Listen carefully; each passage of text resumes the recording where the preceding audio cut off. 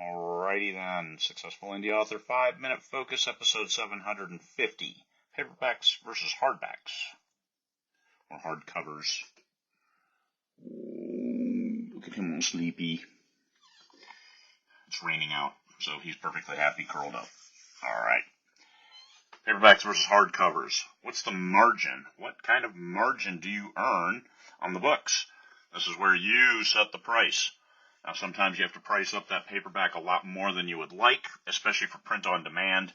If you're doing an offset print of your paperbacks, which I've done in a couple different cases, and you can get them cheaper, but then you got a garage full of books, and now you've got to be the manual labor to put them together to send them out to people. Same thing with hardbacks. Hardcovers take up a lot more space. Offset print will be cheaper, but you've got to buy a minimum quantity, so there's certain upfront investment. If you do print on demand, POD, then you don't handle any of that. They do drop shipping, which means they print it and they ship it from where they are.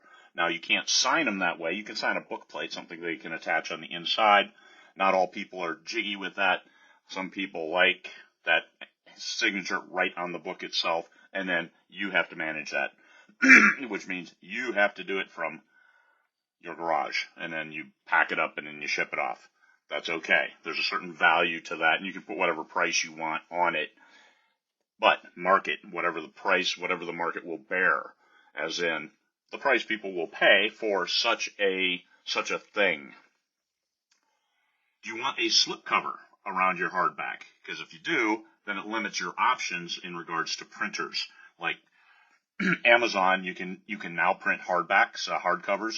You can have paperbacks down to 5x8. You can't do trade size, which are 4 4.25 and something like that. It's a little bit smaller.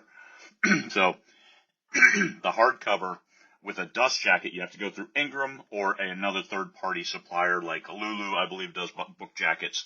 Book Vault also does will print the books that you like, and Lulu and Book Vault will also drop ship, making their way into the U.S. market as opposed to letting Ingram dominate.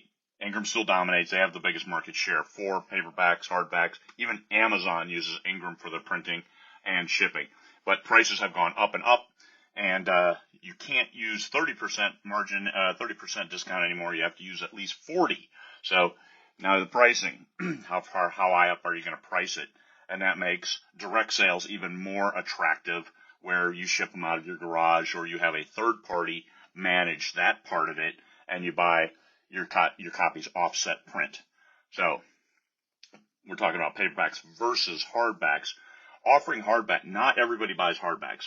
A lot of people will buy paperbacks. It's usually ebook is the biggest seller, then paperbacks, then hardcovers. You go to Germany, it's paperbacks, then ebooks, then I don't know if I don't know how well hardcovers sell in Germany, but some countries that paperback is still the king of the literary world. What about box sets? This is where you actually have a sleeve around them. I got some pricing on some, and it was anywhere from $2 to $25 a sleeve, and so that priced me out of the market because I only needed 100. And to get the $2 price, I needed to buy 1,000 of those sleeves. Well, I'm not going to do that. I like the $2 pricing to get those sleeves around the box set. And a lot of people, they like that, but a lot isn't enough to get your money back. So that goes back to, what's your margin? Are you going to get your money back and then make some? Because you're not investing your time to lose money. You invest your time to keep your fans on board and keep your super fans, and so you may do a Kickstarter, and then you can offset print and just buy exactly what you need. That's a different thing than just filling your garage with books and hoping that you sell them, or going to a lot of shows and pushing them out that way.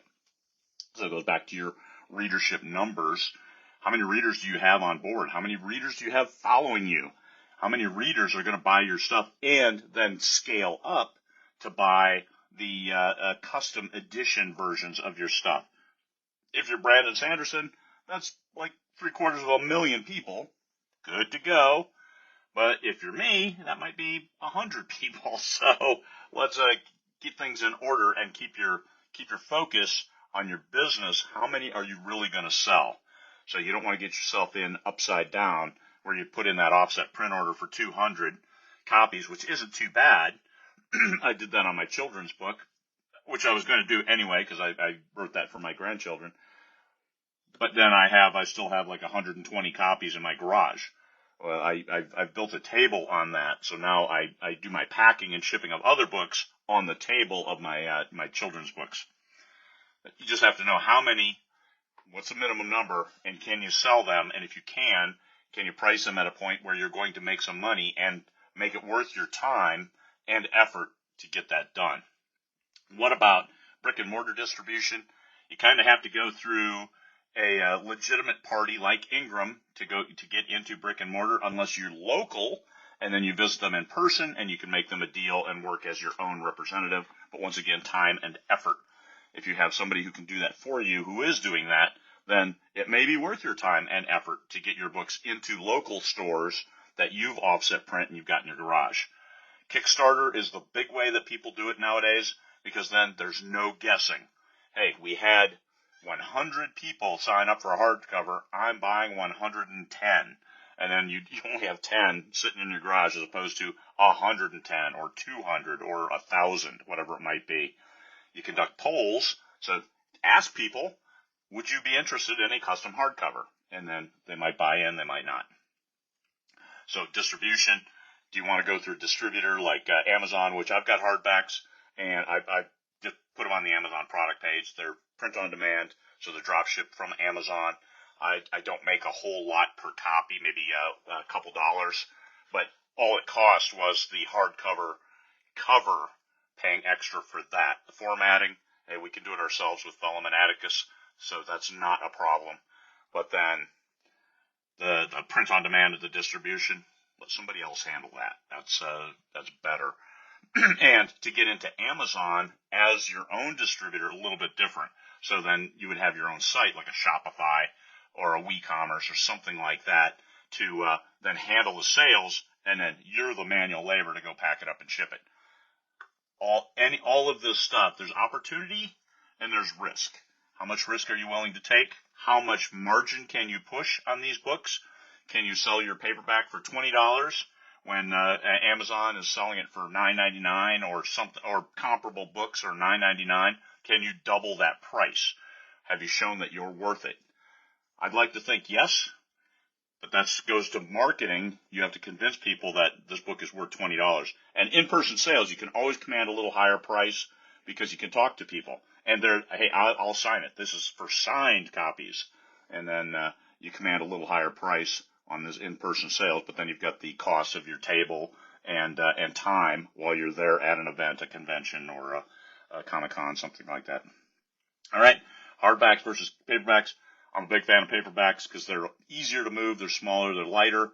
Hardbacks have a certain allure, however, the price point has to be higher. They're more expensive to maintain, they're more expensive to push, and they're just more expensive to sell to maintain that same kind of margin. All right, hopefully that helped. Paperbacks versus hardbacks. Choose wisely, and let your cover artist know right up front that you want a hardback in addition to your paperback, in addition to your ebook, in addition to your audiobook covers for that title. Peace, fellow humans.